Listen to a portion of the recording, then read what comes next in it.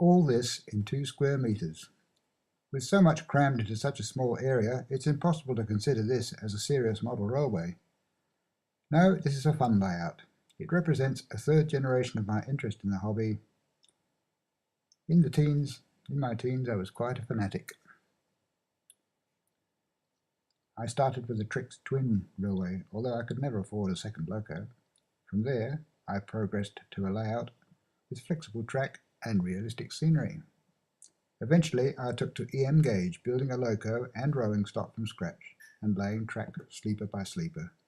But before this project was completed, I lost interest in the hobby. Fast forward 20 years. With 2 young sons, I built a new layout.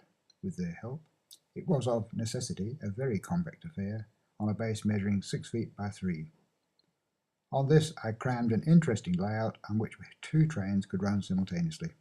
It featured some interesting track work and colour light signals, which were actuated by operation of the points. I built an electronic controller with full inertia and braking simulation. The whole aim was to build a layout that was fun to operate, and this was successfully achieved. Eventually, the boys grew up and it fell into disuse. Fast forward another 35 years. Now I had grandsons growing up. What about resurrecting that layout, I wondered. But it was too far gone.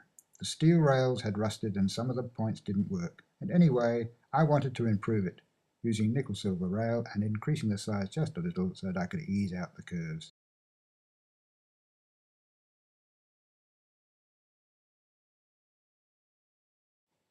So I set about making a proper job of the original. In order to make it readily portable, it's supported on a fabricated steel frame on casters and pivoted in a way that allows the top to swing into the vertical.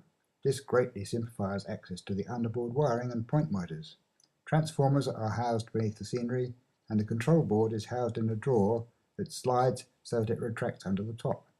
With locos and stock removed, the whole layout can be folded up, covered with a dust sheet, and rolled through doorways. Pico streamlined track was laid on a thick cork underlay. The original colour light signals were reused, and so were the controllers. Again, the signals accurately reflect the chosen route. The control panel slides out from beneath the frame.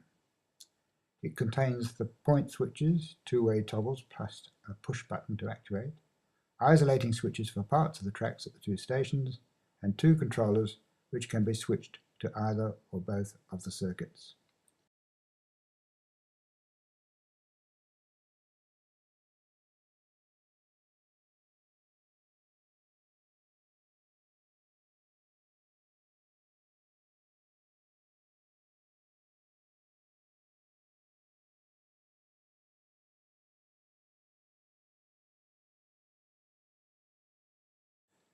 Here's the folding up operation.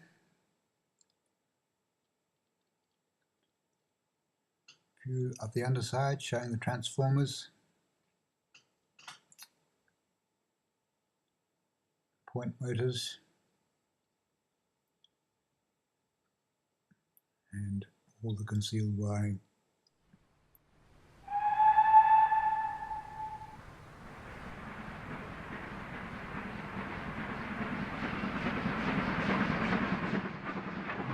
And here's what it looks like when it's all working.